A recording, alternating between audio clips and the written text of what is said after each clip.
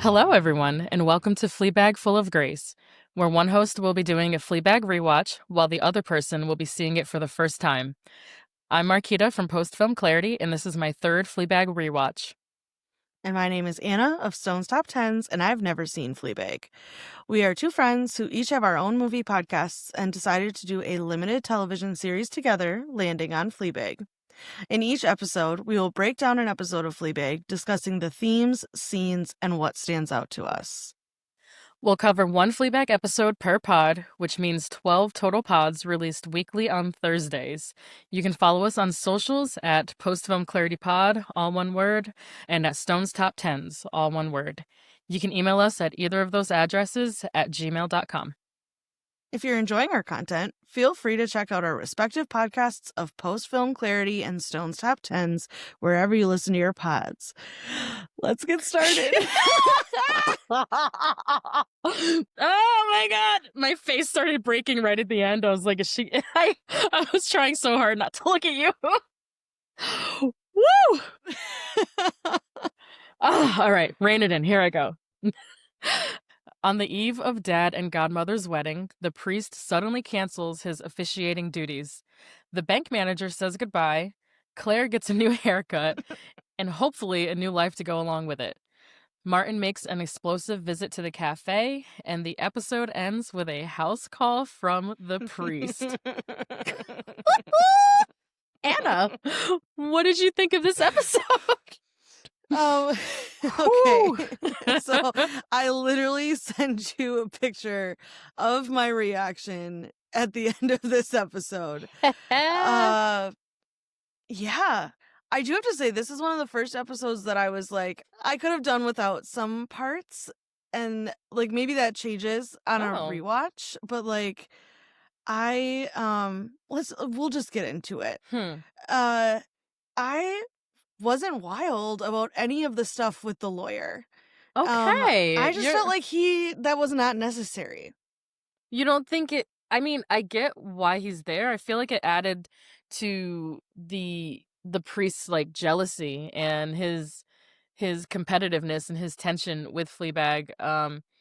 Even though he is celibate, I think there's still he's Not still anymore.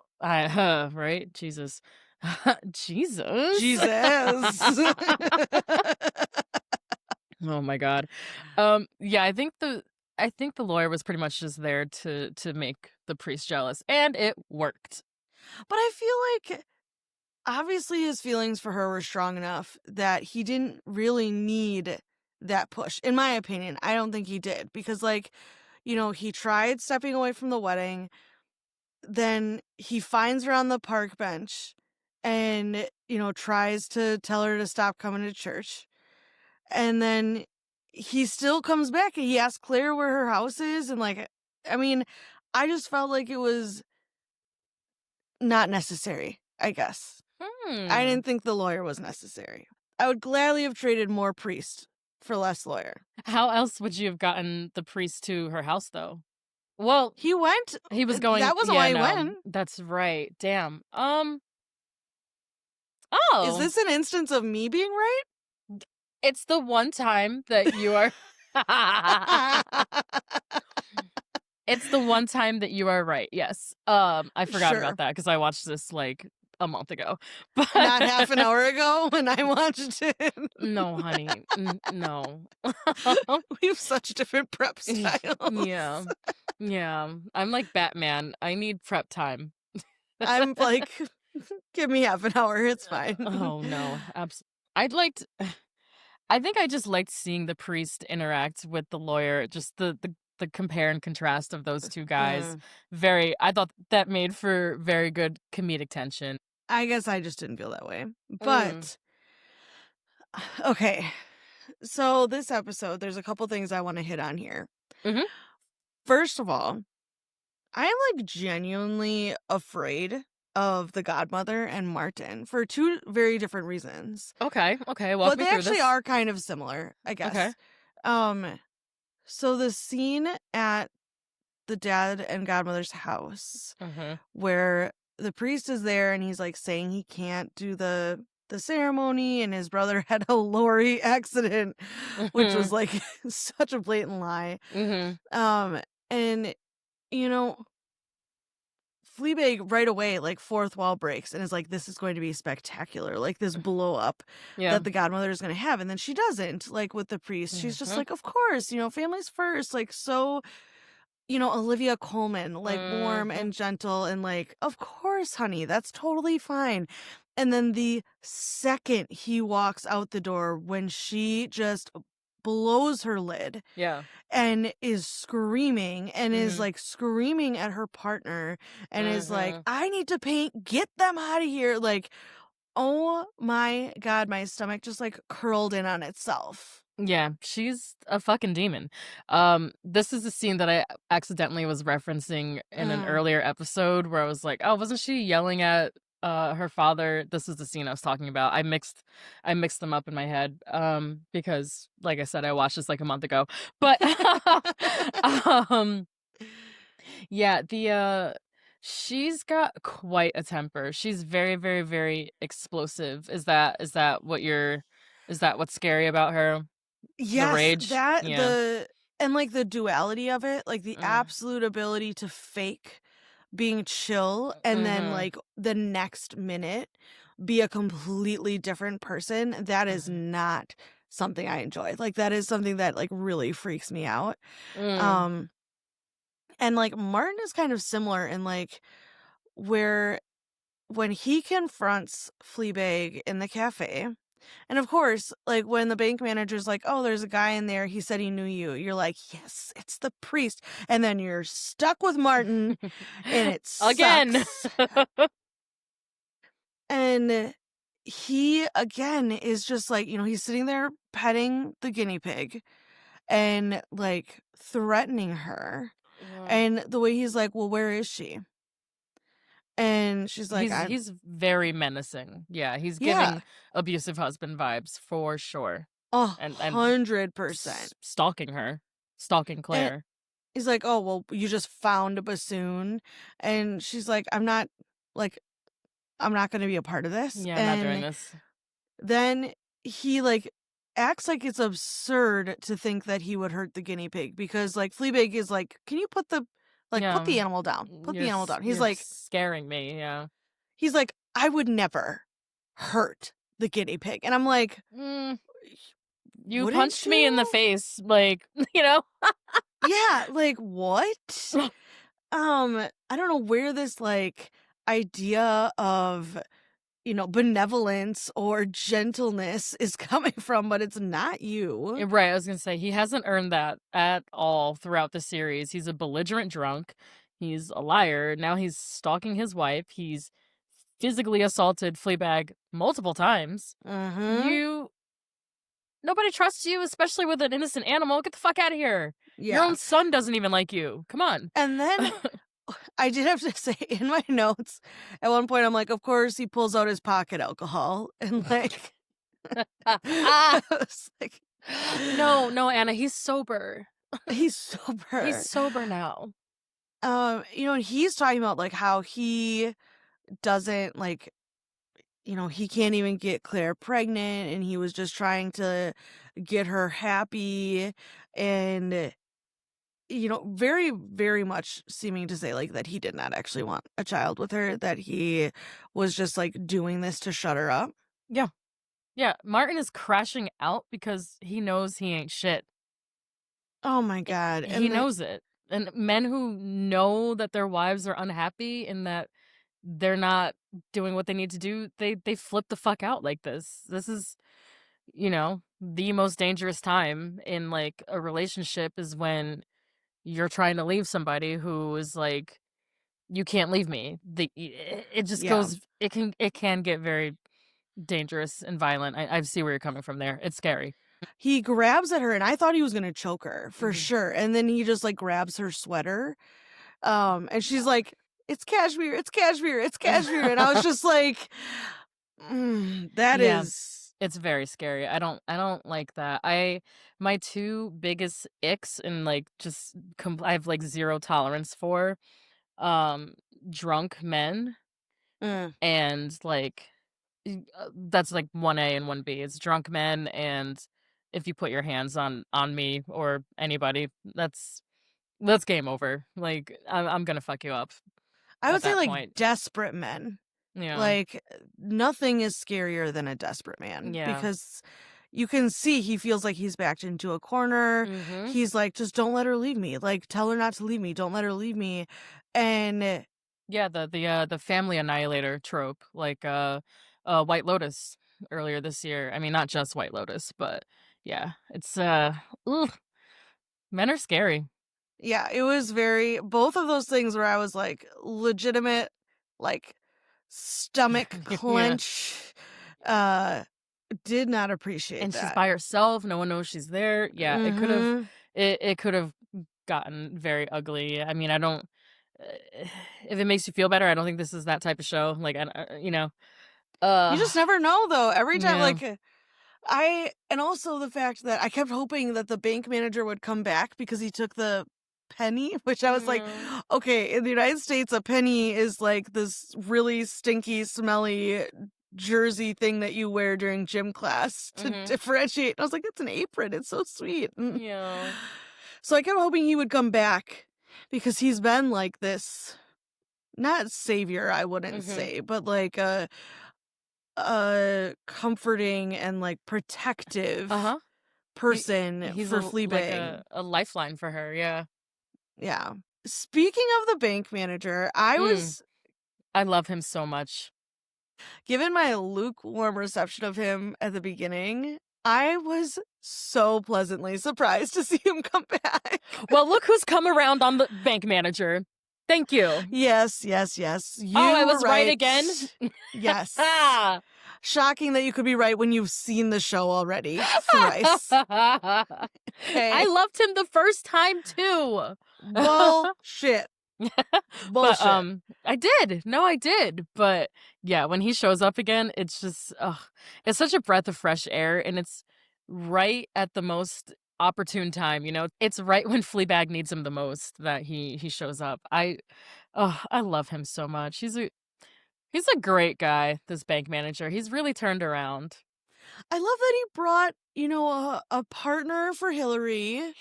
Because of That their whole discussion about the lonely guinea pigs. yes. I loved that. I loved that he like wanted to say goodbye and was like, "Hey, like I'm going to be moving on." Yeah. Um I loved that he was just like willing to step in to Mhm. help. Mhm. And then he kept talking about like, he was that moment where he's like, "Oh, my wife would love Chatty Wednesdays." Yeah. And it was just like that callback to like that's what he was trying to get back to, his wife and like their family and like being a family unit. And he did it. He did it. You Oh. have this juxtaposition between like him and Martin, right? You have the guy who has fucked up but then figures it out Mhm. and makes the positive changes that he needs to make. Yes. And then you have Martin who cannot figure out that he's the problem. Yeah. That's such a good call out. I had never compared and contrasted the bank manager with Martin, but yeah, so stark in there. They're both having marital problems, and just the way Martin is handling it versus the bank manager, it's like night and day. Like, Martin, you're not even trying to help yourself in this No. situation. Like, you're making everything worse and then lashing out on her fucking family for shit Yeah, that you're doing. He's the fucking worst. I he is. hate this man. Um Mhm. yeah, he's top of the shit list still, and like you said, Godmother, not far behind. She's really evil. I don't like her. Right. Uh, she's just so disrespectful, and eh you'll see next episode. Oh, geez. Great. Mhm. Uh, okay. We need to talk about Claire's haircut. Had you seen the memes? Did you know No. about this? No, I had zero idea that this was coming. And when I tell you, okay, so she like calls, she calls.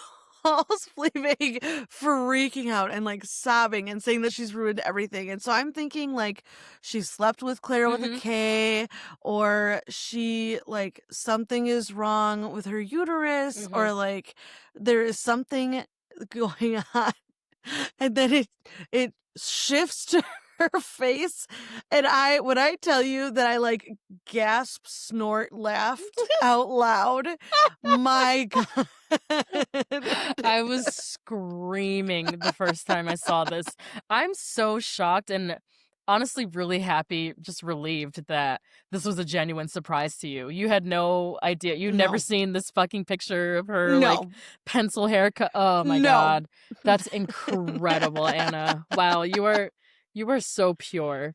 It was a genuine experience, and I'm glad I got to experience it the way Phoebe Waller-Bridge intended. It That's was great. amazing. No, I saw this I think I saw this on TikTok before I saw the show, but I didn't know what show it was from or anything about it or that they were sisters. Like, I didn't know anything. I just saw, like, a brief clip of them on the bench together while she's crying and saying, like, "Don't lie to me."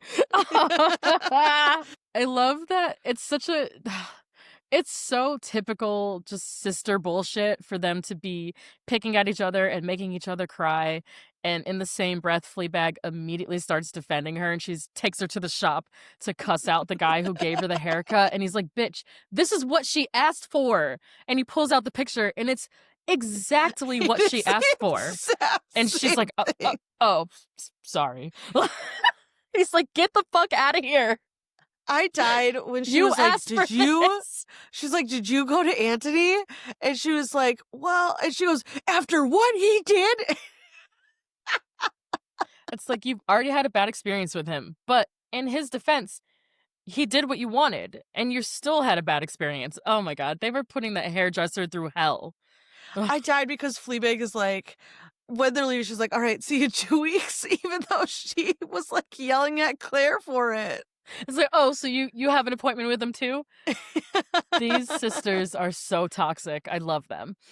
Oh my this is gosh, it was this is so some shit funny. me and my sister would get into for sure.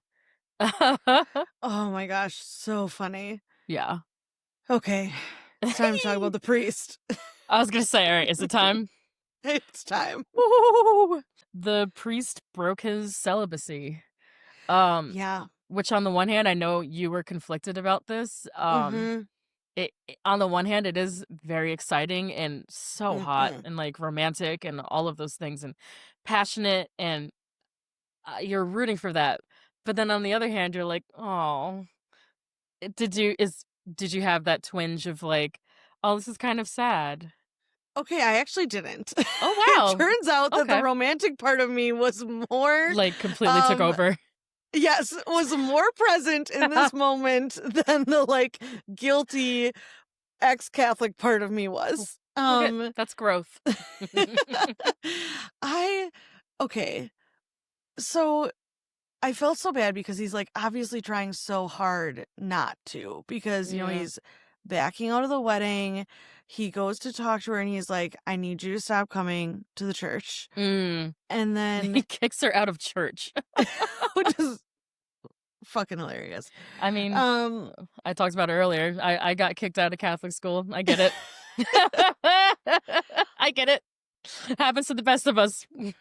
part of me was kind of sad in the fact that he almost seemed like he thought it was inevitable, like he didn't have a choice in the matter, and, Mhm, like, he talks about the fact he's like, "I can't have sex with you," and she's like, "Oh, I know." He's like, "No, because, like, I'll fall in love with you, mhm, and then my life will be terrible, like, mhm, it's gonna mess up everything," and mhm, it just is so sad because, like, to me, love should never be something that, like, and yes, love messes up people's lives, I get that, but, like, it shouldn't be something that does, like, mhm, it's meant to be something that is beautiful and wonderful and makes your life better, and mhm, so there was a small part of me that was like, I don't love that that's how it happened mhm. because it felt like he was just like, "Well, I have I to do have to do this." this. Yeah. Oh my god. That's yeah. So, like, I didn't really like that, but then he is a very eager participant, and so then I felt like that Mhm. wasn't as much the feeling Mhm. once they got started. Um, so that made me feel a little bit better. Yeah. Yeah, it was just yeah, I now that I've seen this for the 3rd time, I think this is the most conflicted I have felt about that encounter. It's a little bit of a bummer. Like maybe eh, I don't know if there's a part of me that's like, well, you broke your own rules and I'm a person of conviction and I don't really waver on that pretty much ever. Is it me? Did I is my guilt rolling over I to you? am I catching the Catholic? What is happening? I'm like, "Oh, you shouldn't have done that." This is like when It's a I little told s you, I'm like, "Oh, buddy." like, No, I've you ruined didn't. you.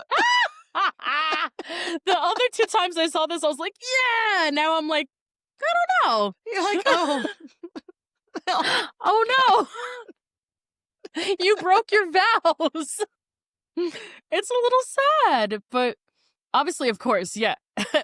It's fucking hot. It's Oof. very it's very exciting. The first time I Yes. saw this, not knowing where it was going, I think I'm doing it right now. My face was like red hot and just like I was glued to the screen. I was locked in. I was like, "Oh no. Oh my god. Oh, it's happening for real. Oh, it's really happening. Wait a minute. Is it and then it does and you're like, "Yeah!" Cuz I don't know. It felt like it's what needed to happen between the 2 of them, I Yes. think, ultimately, but I don't know. I don't know. I I think in the picture I sent you, you can see the blush, like, creeping on my Your cheeks. face is red, yeah. Yeah, Um I can feel my face getting red too. It's Yeah, whew. and again, like, the week before, I had sent you a screenshot of my notes, and it was very similar of just, like, Oh my god, lowercase oh my god. OMG, uppercase OMG, just a line of uppercase OMGs, like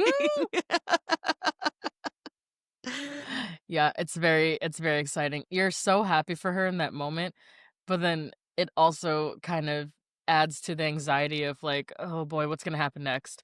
What's gonna happen next?" There's only 1 episode left. Oh my god, I know. Oh, I have such mixed I feelings. know. I know.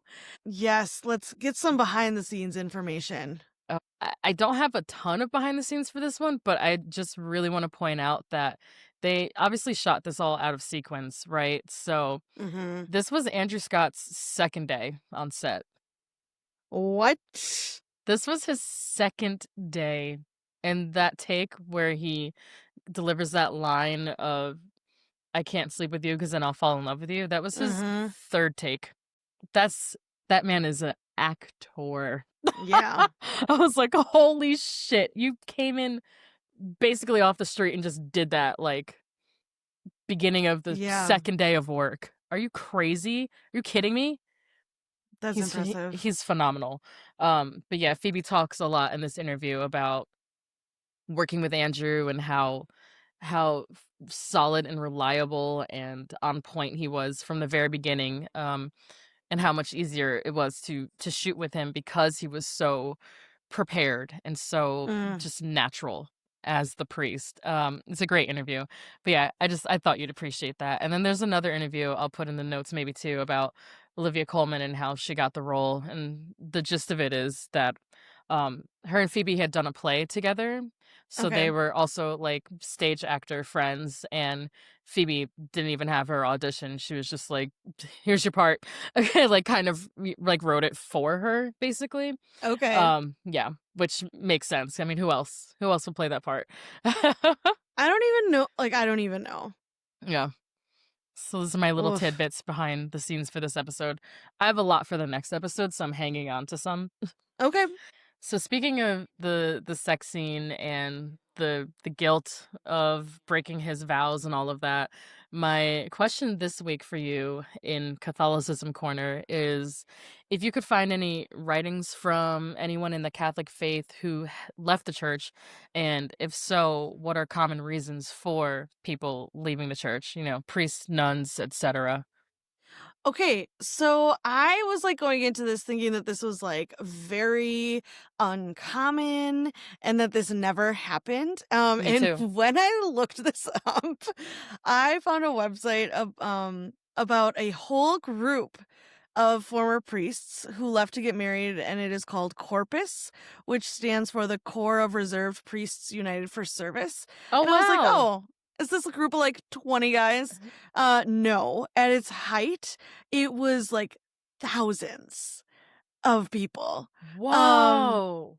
so this started about 50 years ago, Hmm. and the goal of Corpus, I guess, was to stay committed to the priestly ministry. And that like if the rules ever changed, they were really hoping that like Vatican II was gonna Oh. change some of the rules and let them go back and be married and be men of the cloth at the same time. There was all this hope with Vatican II that like Hmm. birth control would be accepted and all of these other things, including marriage within the priesthood. Hmm. That never happened. Oh. But it was all of these I found this, like, actually remarkably sweet when I was reading Yeah. some of these quotes where, they said that they were priests, quote, "who had fallen in love and chose to follow their conscience over church policy." Um, and then there was another one that was like it said, quote, "falling in love did not necessarily mean falling out of love with priestly service," end quote. And, like, how Mm. precious, and, like, I don't think that's how this show is gonna end, but I really wish it would. And it's just again, like, I thought this was something that was wildly uncommon, Yeah. and it's not. I found another website that had, like, a paper that had been written by a cardinal about, the media focusing on people who leave the church, Mhm. and the article said something about the fact that, like, only like 70,000 priests had left the church since the 70s to get married, and about 20,000 of them had gone back to the church Oh, wow. instead. So Okay. that the number is only like 50,000 instead of the 80 to 100,000 that the media says. And I was like, I'm sorry, 50,000 priests is a Only lot of priests. only 50,000. Like, that's still a really fucking high number, you know that, right? Yeah, so, like I said, this is something that I was like, "Oh, I'm sure this never happens," and then I That's looked it up and I was like, fascinating. "Oh, just kidding." Yeah, that's so fascinating. I thought you were gonna have to dig. I was like, "Damn, I might have sent her on a Easter egg hunt here." I was like, "She's gonna have to dig back through, like, ancient texts." Apparently not. I didn't know No. they have a damn website, apparently. Yeah, actually, Corpus disbanded in 24 because they, did have low numbers, but they had been around for 50 years. Whoa. Oh, so they just stopped last year. Yes. Whoa. So they were just like and I feel so bad because I just imagine, like, these men getting older and older and just hoping that they can go They back can be to priests again. yeah, and it just oh, it kinda breaks my heart a little Yeah, bit. that's actually really sad. I'm sorry. I know! I'm sorry I gave you sad homework. It was an accident. I didn't know if you were actually gonna even be able to find anything. Wow. Uh, it's okay, Oh. you know sad's my default setting. That's true. That's true. I was like, "Hey, you're sad, right? Look this up." Look up this sad thing. Oh, God love you. Um, I do what I can. so this episode didn't have any new character names, so we're gonna skip over that one. Um, but what was your favorite fourth wall break from this episode? Oh my gosh, I died. So they run into Claire at the park Claire with a K. Mhm, They run into Claire with a K at the park, mhm. and he is like, oh my gosh, just so genuinely into Oh, he's Claire with a C's gushing haircut. over her hair. He loves it. He You're is so just cool. and edgy, and it looks great. Like, he's so Oh. into it. And, he invites her to this performance, and then Fleabag is taking the bassoon, and she goes, "Bye, Claire," to her sister. She says, "Bye, Claire," to Claire the K, and then she looks at us and goes, "Bye, Claire." She's like, well, that's a wrap on Claire. Everyone's Claire. And Mhm. I thought that just tickled. I thought that was That's a funny. really clever one. I didn't even remember that one until I saw this episode. Um, I only had one. We both only had one for this episode. I think this might be the first time. This is Look at us wow. We showing finally, restraint. after 11 episodes, we finally reined it in. Don't worry, I'm back on my shit for the dialogue. Oh, here we go. I see. Oh, actually, me too. Me too. Never Yeah. mind. So get out of here. You have so many, Anna. So my favorite fourth wall break from this episode, I think it's right up top. It's pretty close to the beginning of the episode when Fleabag gets kicked out of the church at the bus stop, and she just like looks over at us, and I'm like, oh boy. When the Yeah. priest is like, you can't, don't come to my church anymore. Like you stop coming to church, basically. Like I don't want you to Mhm. come anymore. I was like, damn, aw. I It's do wanna shout out when they're in the apartment and she keeps breaking the fourth wall to say, like, "Oh, we're definitely gonna have sex. Like, we're definitely gonna have sex." Mhm. And then he looks at her and he's like, "Stop that." Yeah, And I was like, yeah. "What?" Like, we already Oh. knew that he, like, knows. But that was just, like, such an active call out. Mhm. He's like, "Hey, stop doing that. I'm right here." Yeah. So Whew. that makes me wonder, like, does he hear what she's saying, or does he just see her shifting away like he has in the past? That's a great question. There's a lot of debate about this online. Maybe I'll hold that for the finale. Fine, okay. Uh, Best dialogue. What were your favorite pieces of dialogue? So, this first one, I can't remember the context. What's It's the lawyer. Oh, okay. It is the it is the lawyer. All right. I remember now when he's like, "But I'm like really good at sex." And she's like, "He is really good at it." And he's like, "No, but I'm really good at sex." And she's like, "He is. He's really good at it." Oh, man, so funny. I love that one. And then of course, the iconic, this is one of the most quoted lines from the series. "I look like a pencil." I look like a pencil. Oh, poor Claire. What are yours? Okay. Also, she does look like a pencil because she has some kind of like weird orange spray tan situation going on. Yeah, she looks like a pencil. Mhm. Um, okay. I'm gonna shift mine around so that I'm in chronological order. Mhm. So, two of mine are at the bus stop. Mhm. So, the first one is like, he's talking to her about how he can't do the wedding, he can't do the wedding. And she's like, "But you already have the dress." And that like breaks them both for a Mhm. moment. And you have like this sliver of hope that it's gonna be like fine. Yeah. But then he really doubles down. And then again, he's like, when he tells her she can't go to church, or he asks her to please not come to church anymore, Mhm. he says, "I mean that with the greatest of compliments." Yeah. And it's just like, oh, just so Yeah. good. Yeah. Uh, Painful. Painful. and then my last one is at her house when he's, trying to explain himself to her about like why he cannot see her, even though he's Mhm. shown up at her house. Mhm. Um, he is talking about, he's like, you don't even know, like, if you want people to tell you what to do, then you should have this. And he like points to his collar. Mhm. And she's like, "Well, I mean, I can't." And he goes, "Oh, fuck off, I know." And like, I love I love how flustered Andrew Scott, like, I love how he plays being flustered throughout this series. yes. It's so he's so funny. and he's like It's so indignant about funny. it. I love when he kind of cusses her out a little bit. She needs it. But it's just so funny because he's like trying to be like, you want to be told what to do. Like, I am stuck in this position where I'm told what to do and I don't like it. Yeah. So you should do it. And she's like, well, actually, the patriarchy doesn't let me do that. Yeah. And he's just like, I know.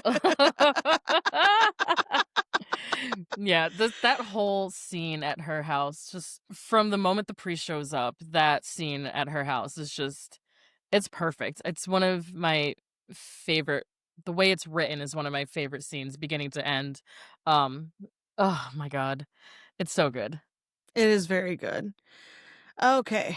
My predictions. We have one episode left. Mm-hmm. This is where I need to reveal a truth, Okay. which is there is something about the finale that has been spoiled. Oh no.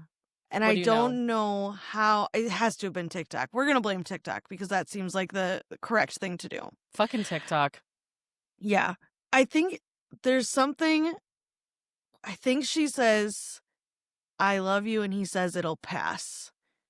And so, like, that's why I know that this isn't going to happen. And I have to tell you, I'm so mad right now. I'm so fucking mad that you know that. I'm sorry. I was able to not know literally anything else. Fine.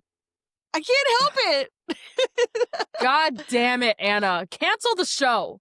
But I I'm do have to unplugging say, my mic. no. Fine.